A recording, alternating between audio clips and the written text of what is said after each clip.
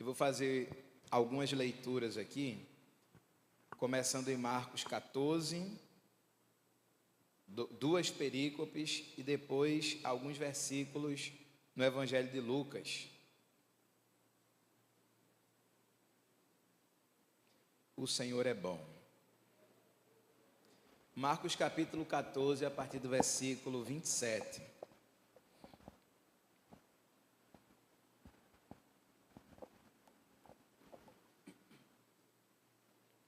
Diz assim, Marcos 14, 27.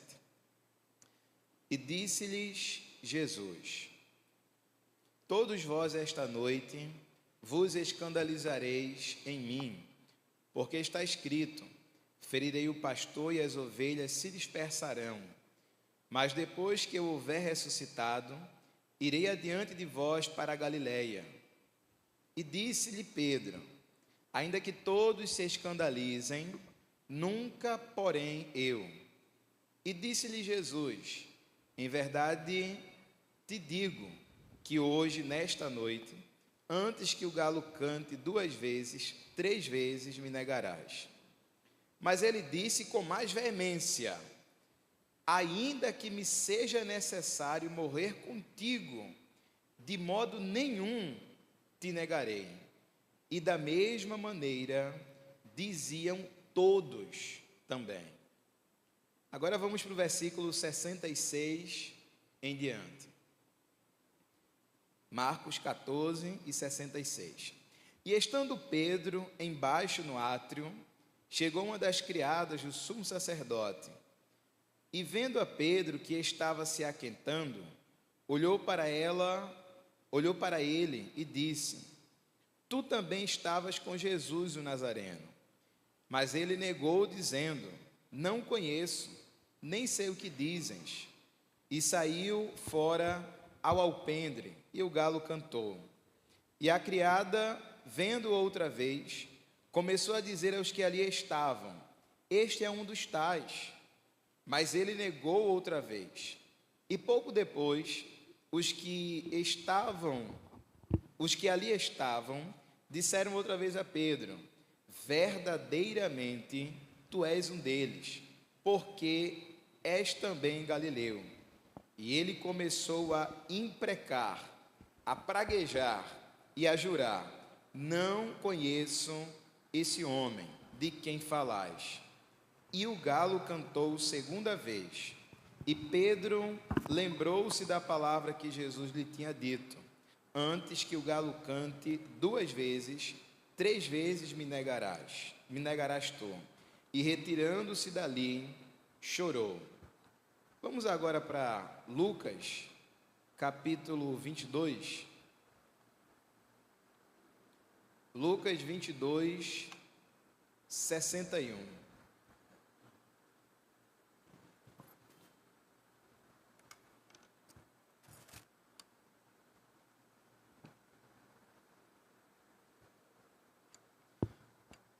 Lucas 22, 61, diz assim: e virando-se o Senhor, olhou para Pedro, e Pedro lembrou-se da palavra do Senhor, como lhe tinha dito: antes que o galo cante hoje, me negarás 3 vezes. Amém. Meus irmãos, Pedro é um dos personagens que nós temos na Bíblia, dos quais eu mais gosto. Há uma infinidade de lições que nós podemos tirar a partir daquilo que nós aprendemos com a história de Pedro, ou com as histórias de Pedro. A gente podia falar sobre as características de Pedro, o quanto ele era precipitado, impulsivo, parecia um homem de alguma brutalidade, porque ele reagiu daquela forma lá no jardim. E esse Pedro, meus irmãos, era, com as suas características, muitas delas difíceis, ele era um homem absolutamente amado pelo Senhor Jesus Cristo.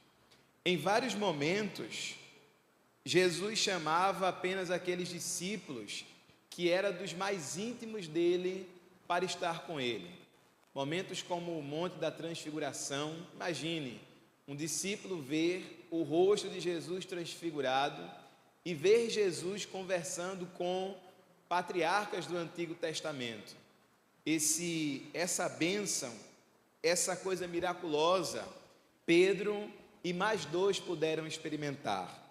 Nas situações mais complicadas de Jesus, como por exemplo, quando ele estava prestes a ser crucificado, quando ele foi para o horto, Pedro estava lá com ele. Deixou os discípulos mais para baixo, chamou 3 mais para cima, Jesus, e disse assim: fiquem comigo aqui, velem comigo. E Pedro estava nesse grupo. Então Pedro tratava-se, para além de ser discípulo de Jesus, tratava-se de um amigo de Jesus, alguém que Jesus queria perto. E este Pedro, sendo avisado, como eu acabei de ler aqui, a respeito daquilo que aconteceria com Jesus, Jesus disse assim: olha, está escrito, ferirei o pastor e as ovelhas se dispersarão. Jesus estava falando sobre o seu sacrifício, sobre a sua prisão, sobre o seu sacrifício, a via crucis que ele passaria, sobre os ferimentos que ele enfrentaria, a vergonha pública, o escárnio, até ser levado à cruz.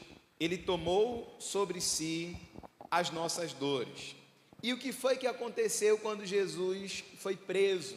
Quando Jesus foi capturado lá no horto? Versículo 50, Marcos 14 e versículo 50. Então, deixando todos, fugiram.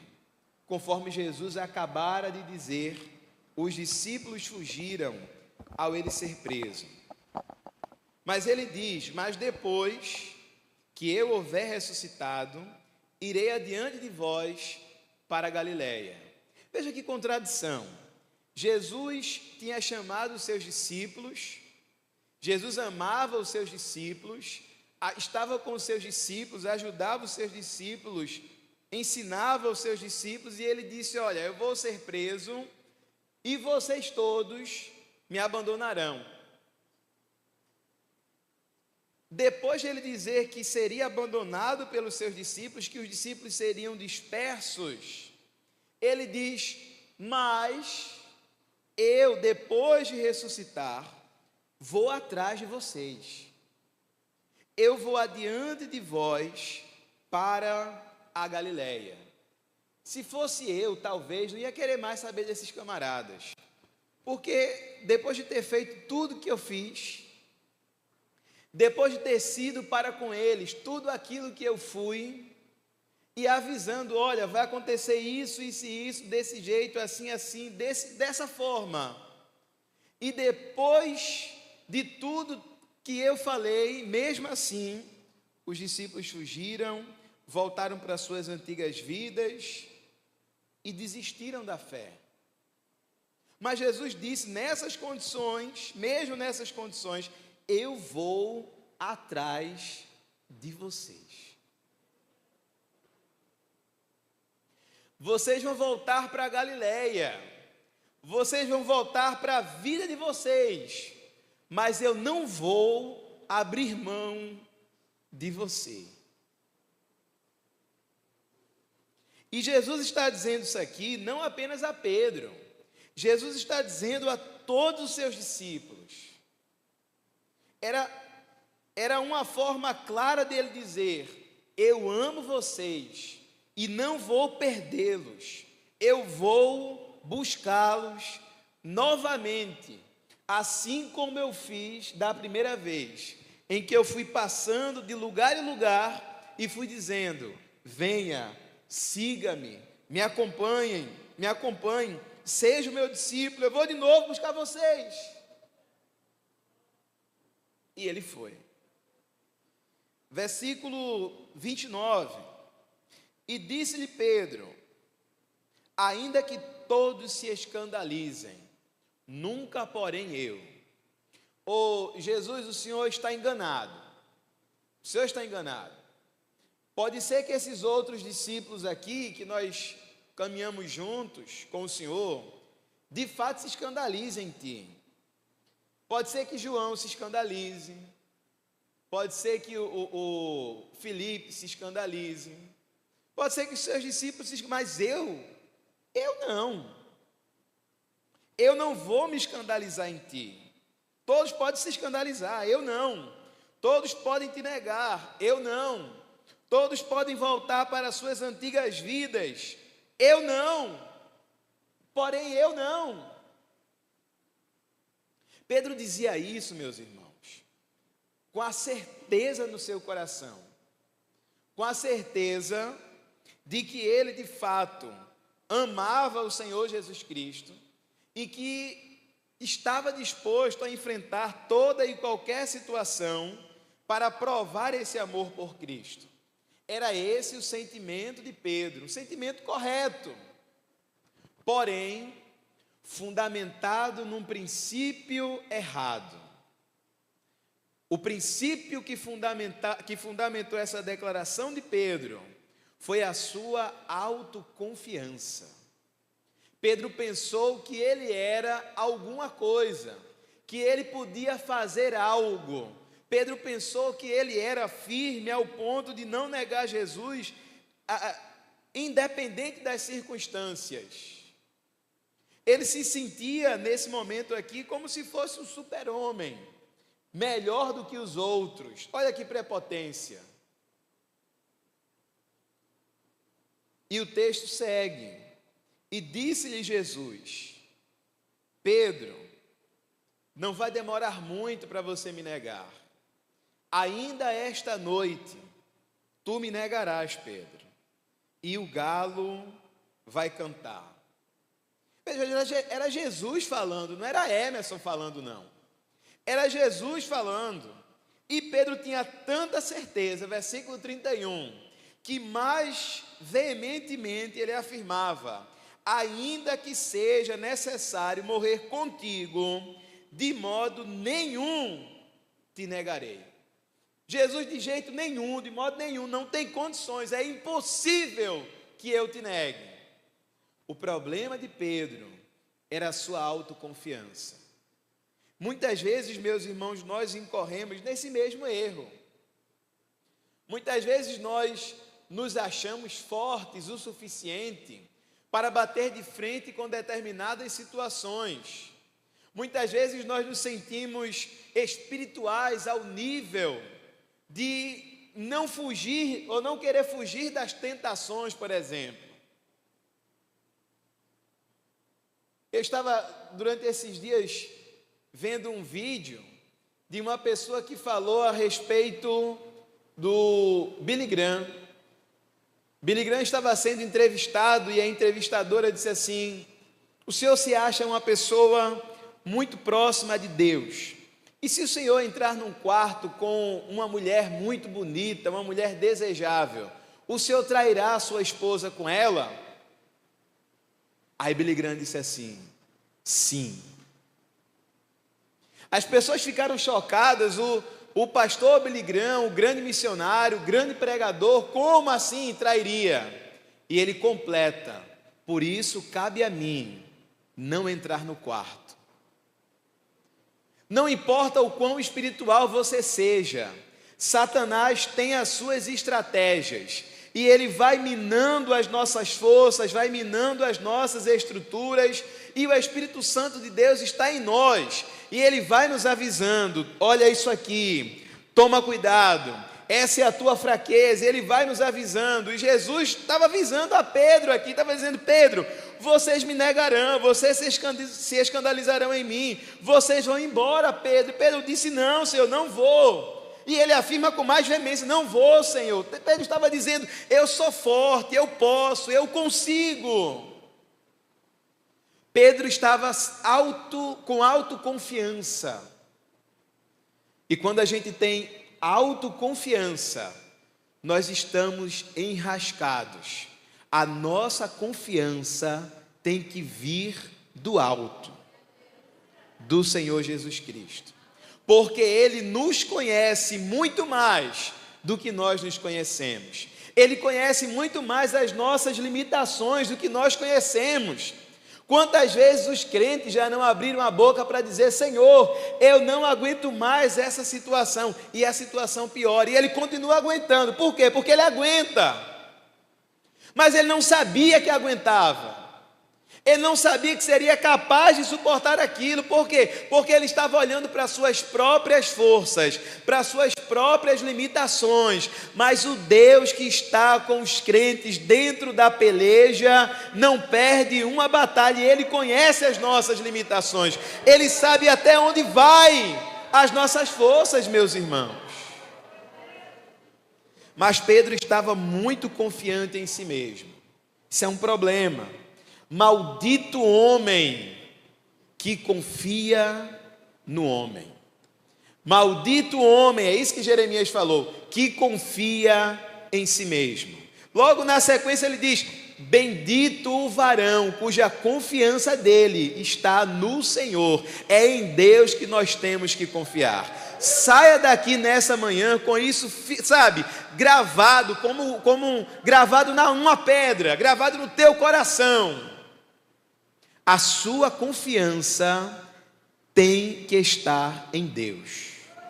Independente da situação, a sua confiança tem que estar em Deus. Emerson, mas eu sinto que não vou dar conta.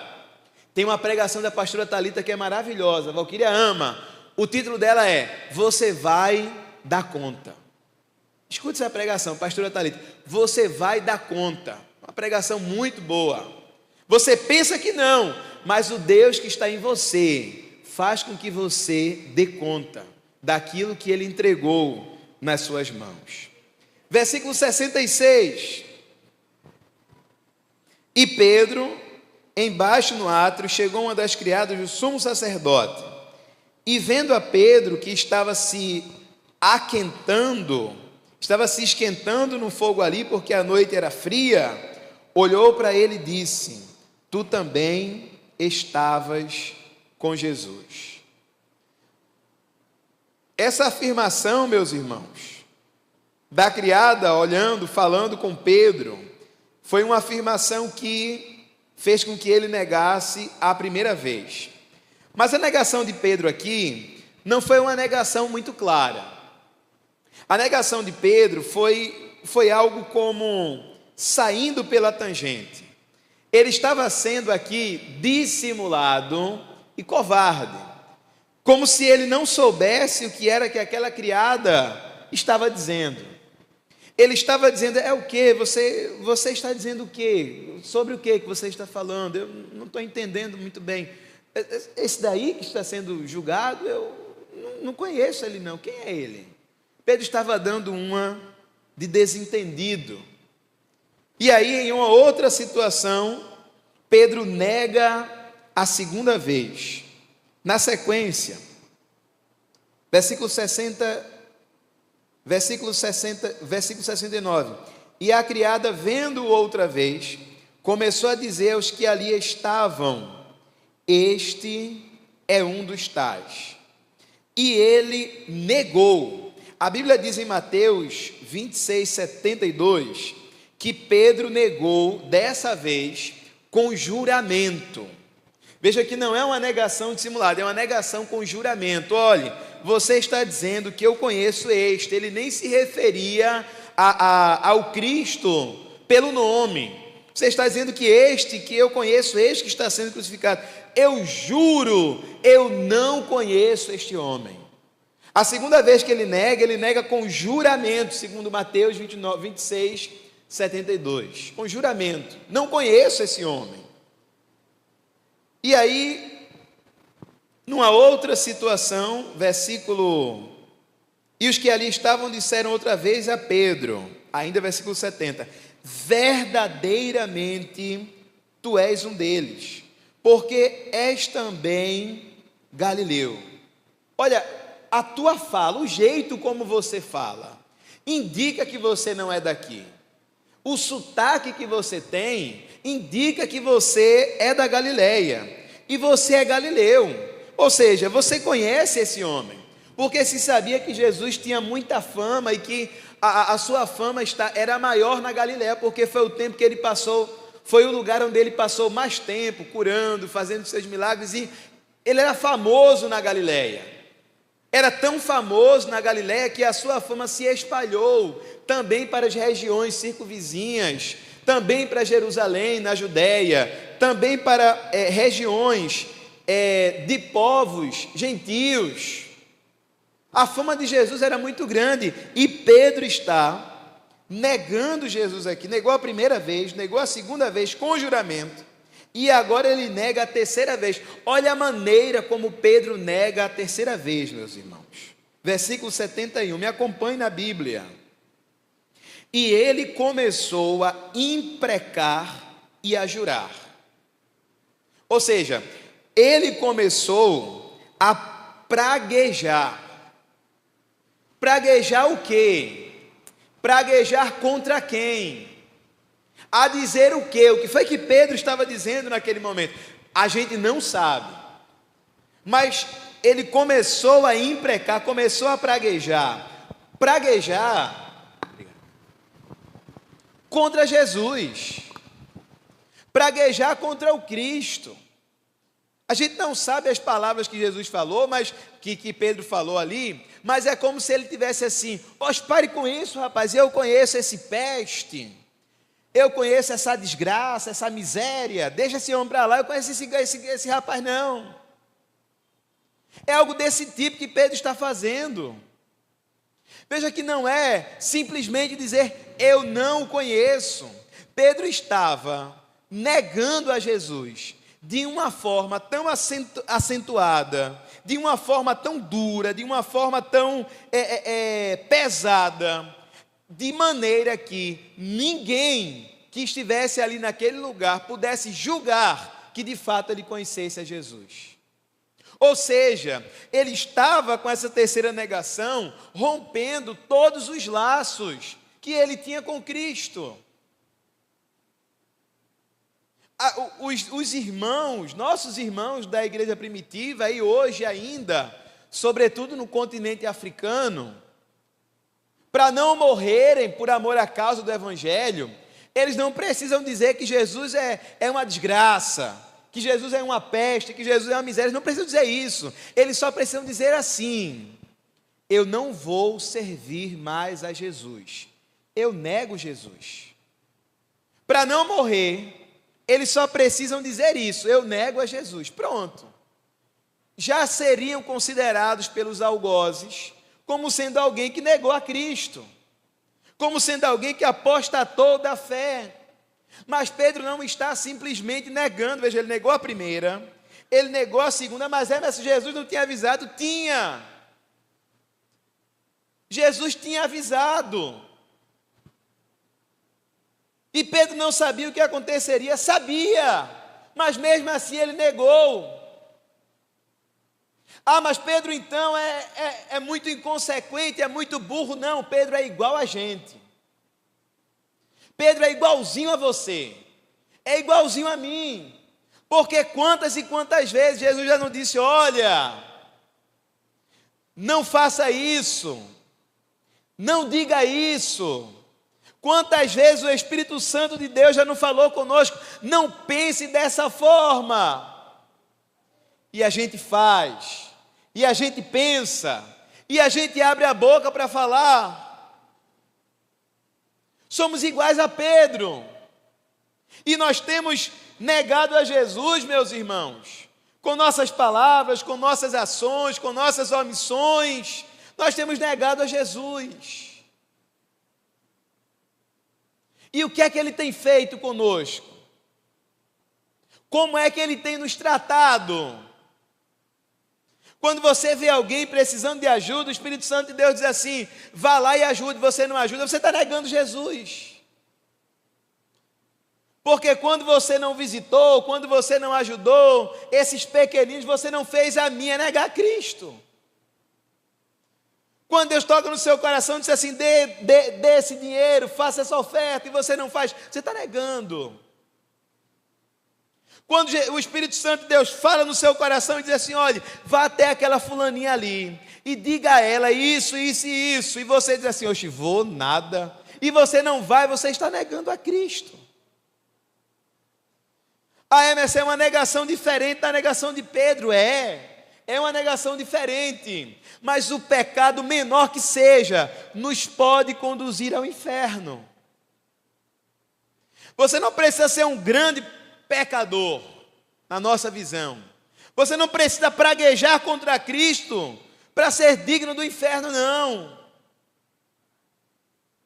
Você só precisa ter um pecado para ser justa a tua condenação. Quantos pecados você tem? Emerson, e agora? O que será de mim? O que será de mim? A mesma coisa que foi de Pedro. Eu vou continuar a história. Depois de Pedro, meus irmãos, ter negado assim com tanta clareza, com tanta veemência, eu não conheço esse homem, eu não me relaciono com ele, eu não sei nem o nome dele, eu não sabe? Depois disso ter acontecido, vá para Lucas 22. Lucas 22, 61. Isso aqui, meus irmãos, é algo que parece um detalhe da narrativa. E é um detalhe da narrativa. Mas é um detalhe, é uma parte da narrativa que mostra a profundidade do amor do nosso Senhor Jesus Cristo, mesmo nos momentos mais improváveis,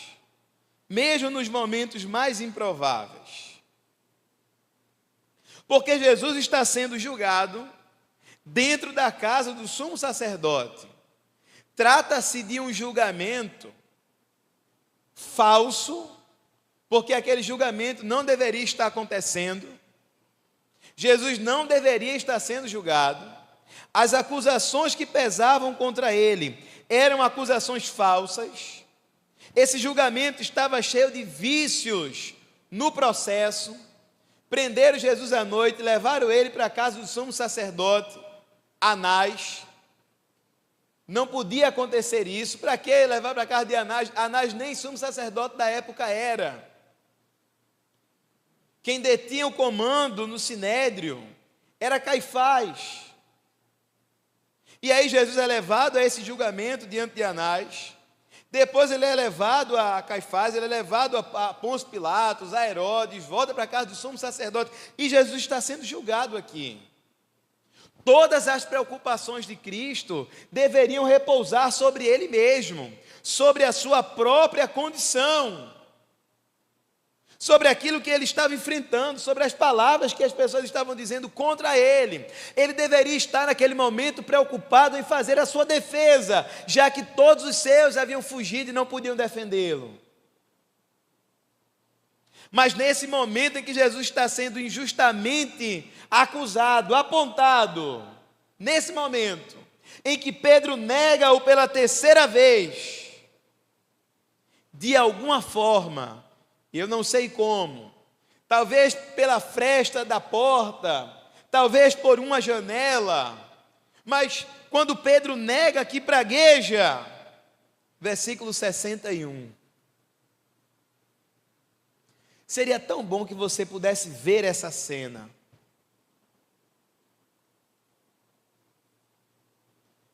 Jesus está sendo julgado. Pedro está xingando-o aqui.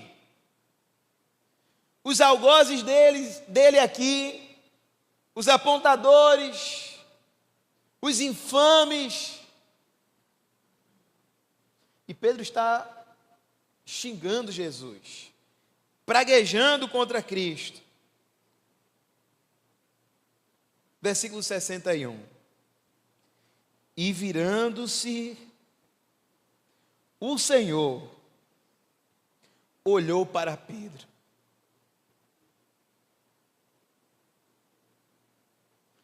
Era como se naquele momento não importasse mais nada que ele estava enfrentando. Ele queria apenas olhar no olho do seu amigo. Ele queria enxergar de frente aquele que tinha negado a ele. E Jesus olhou, virou-se e olhou para Pedro. Aquele olhar de Jesus, meus irmãos, não era um olhar de acusação. Aquele olhar de Jesus não era um olhar como a gente olha para os nossos filhos, para a esposa, para o esposo, para a mãe, para o pai, e dizendo assim: eu te avisei. Não é esse olhar de Jesus.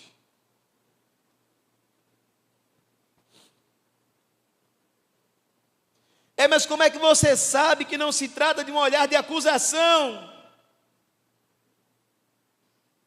Jesus disse: eu não vim condenar o mundo.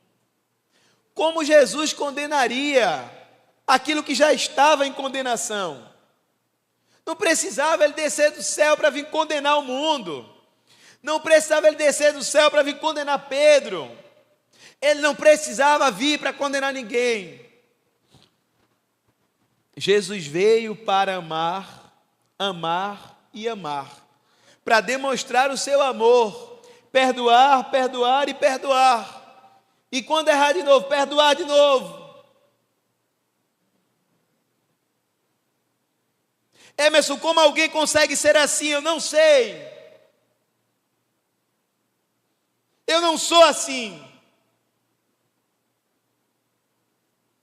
Quando alguém me faz mal uma vez, eu dou uma relevada, me faz mal outra vez, eu dou outra relevada, me faz mal outra vez, eu sumo da vida da pessoa. Eu não quero mais olhar na cara. E o meu discurso é: deixa para lá e eu fico para cá e está tudo certo. E eu vou tocando a minha vida tranquilo. Quando vejo, me aproximo, cumprimento, como se fosse uma pessoa normal. Olha, sorrio, normal.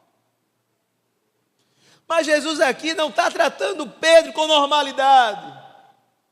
Jesus está com seu olhar ministrando ao coração daquele homem e dizendo assim: Pedro, você está negando o meu nome, você está praguejando contra mim, mas mesmo nessa tua condição, eu quero te dizer, Pedro, com o olhar, eu te amo.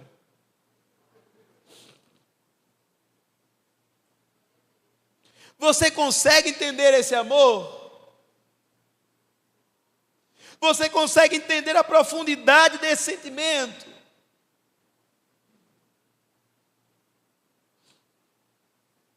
Eu te amo, Pedro. Eu acabei de dizer que eu vou atrás de você. E eu vou. Eu vou te buscar lá na Galileia.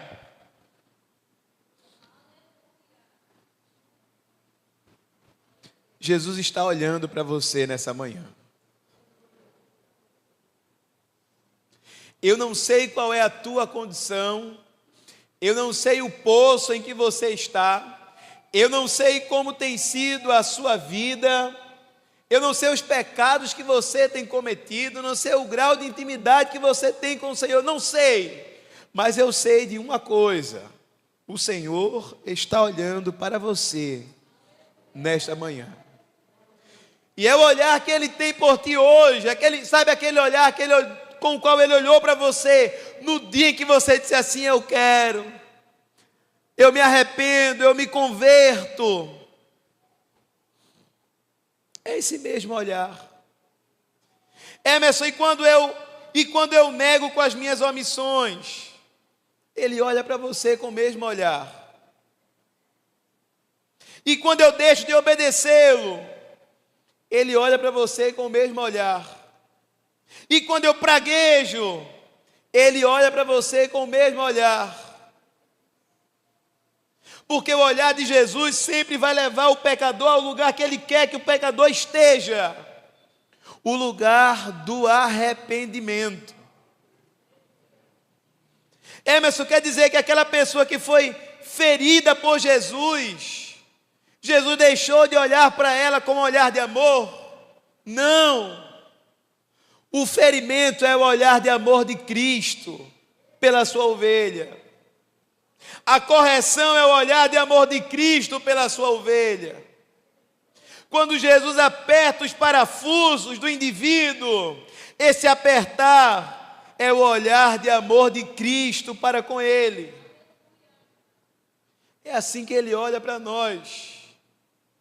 Ele olha para nós como olhou para Pedro. Pedro, eu te amo. Era isso que o olhar dizia. E Pedro lembrou-se da palavra do Senhor, como lhe tinha dito. Não fazia 24 horas que Jesus tinha falado. Mas naquele momento que o galo canta, naquele momento que Jesus olha, Pedro caiu em si. Sabe o filho pródigo, caindo em si, disse: voltarei para a casa do meu pai, e direi a ele: Pai, pequei contra os céus perante ti, não sou digno de ser chamado teu filho. Foi isso que Pedro, sabe, ele caiu em si. Lembrou-se da palavra de Jesus. E esse cair em si fez com que Pedro, meus irmãos, saísse daquele lugar e chorasse amargamente, conforme diz Lucas 22, 62.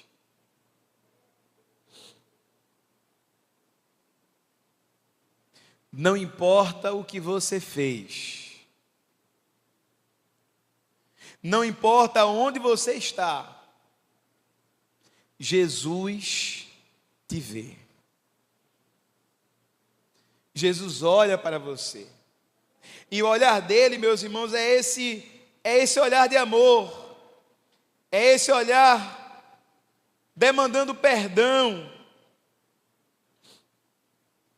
O pastor Hernando Dias Lopes, no seu comentário sobre o livro de Marcos, disse assim: além de Pedro negar a Cristo com juramento, ele desceu ao último grau da sua queda, quando começou a praguejar e a falar impropérios, na tentativa de esquivar-se de Cristo.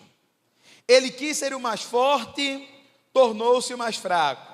Ele quis ser o melhor quis ser melhor que os outros e tornou-se o pior. Ele quis colocar o seu nome no topo da lista dos fiéis e caiu de forma vergonhosa para o último lugar. Pedro foi, meus irmãos, para o fundo do poço em 24 horas. Daquele homem valente e corajoso, aquele homem destemido, aquele homem que pegou a espada e foi desafiar o Império Romano, lá no jardim do Getsemane, que pegou a espada e tentou decepar o soldado Malcolm. Ele sai de toda essa coragem, toda essa bravura, toda essa autoconfiança para esse lugar aqui. E nesse lugar onde Pedro está, o olhar de Jesus o encontra.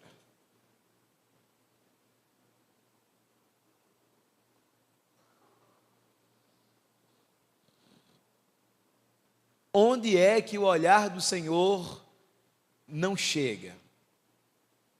Onde é que o olhar do Senhor não encontra o indivíduo?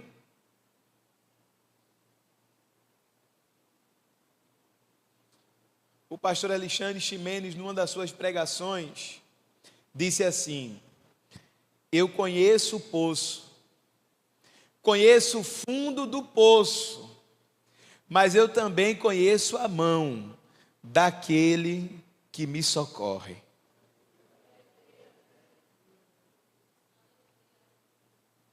Grite: Senhor, socorre-me! Fábio pregou isso no começo do ano aqui. Senhor, socorre-me! Era isso, meus irmãos, que Pedro precisava nesse momento. Do mesmo jeito que ele estava afundando no mar, por ter observado as ondas, tirado o olhar de Cristo, ele estava nessa condição de total falta de Deus, morte espiritual. Senhor, socorre-me! Quando ele estava afundando, Jesus vai lá e puxa Pedro: homem, por que duvidaste?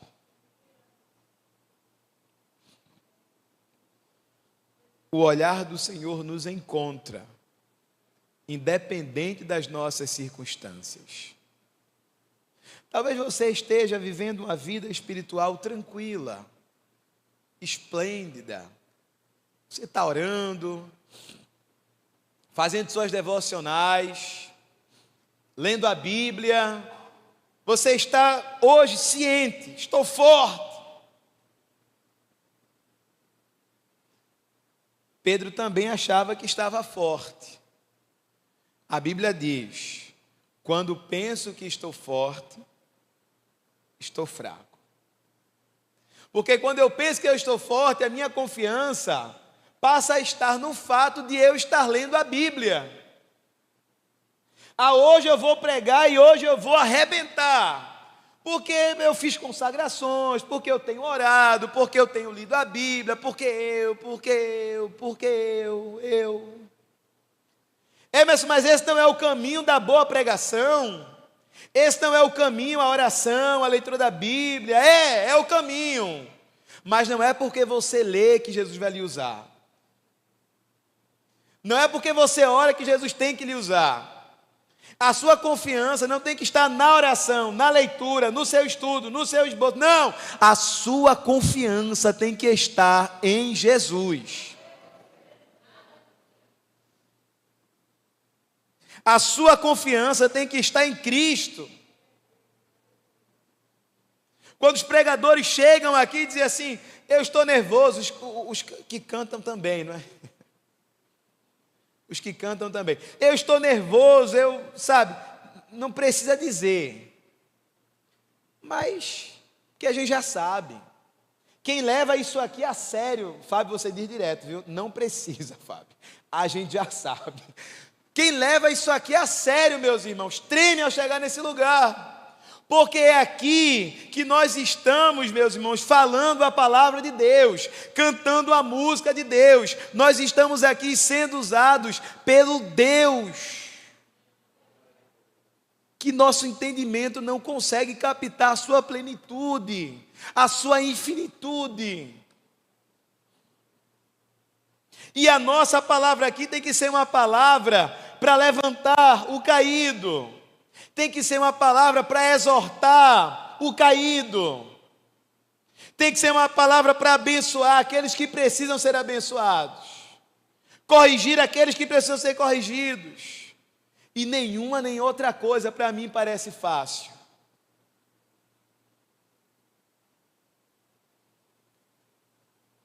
O que foi que aconteceu com Pedro? Pedro saiu dali, chorou. Chegou para os seus amigos e disse assim: olha, acabou, vou voltar para a minha antiga vida, vou pescar, acabou esse negócio de ser crente, eu neguei Jesus. Ele olhou para mim, eu sei que aquele olhar demonstrava o amor dele, mas não tem jeito para mim. Pedro não se perdoava, como eu consegui negá-lo dessa forma. Pedro não se perdoava. Aí Jesus ressuscitou, terceiro dia.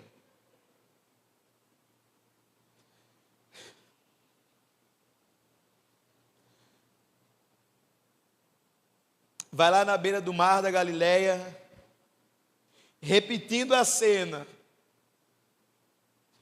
faz um fogo, os discípulos estão pescando, e ele grita: ei, vocês têm aí o que comer? Tem peixe? Não, não tem. Pescamos a noite inteira e não apanhamos nada. Sim, mas lança a rede. O quê? Lança a rede. E eles lançaram a rede. Aí Pedro, depois de ter pegado aqueles peixes, eu já vi essa cena, eu já estive nesse lugar. Pedro se lança no mar e vai nadando para chegar mais rápido até Jesus. Quando ele chega lá, com o que é que ele se depara? Com fogo. Do mesmo jeito que ele estava se aquentando no fogo e negou a Jesus diante do fogo, ele olha para aquele fogo, ele olha para Jesus. Jesus começa a pregar e a perguntar: Pedro, tu me amas, Pedro? Com amor profundo, amor sincero, amor verdadeiro. E a autoconfiança de Pedro inexistiu naquele momento. Senhor, eu gosto do Senhor. Não, Pedro, eu estou perguntando, Pedro, se tu me amas. Senhor,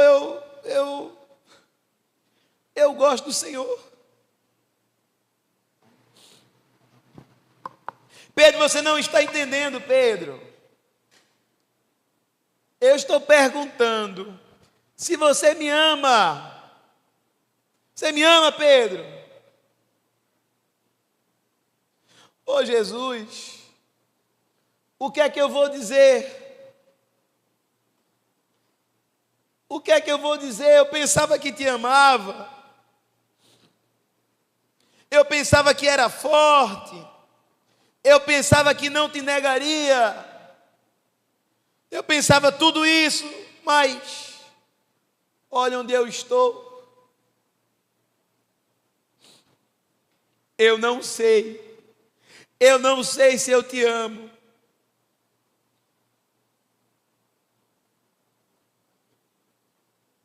Mas tu sabes. Tu sabes, Senhor, se eu te amo. Eu não sei nada. Cadê a autoconfiança de Pedro? Não existia mais.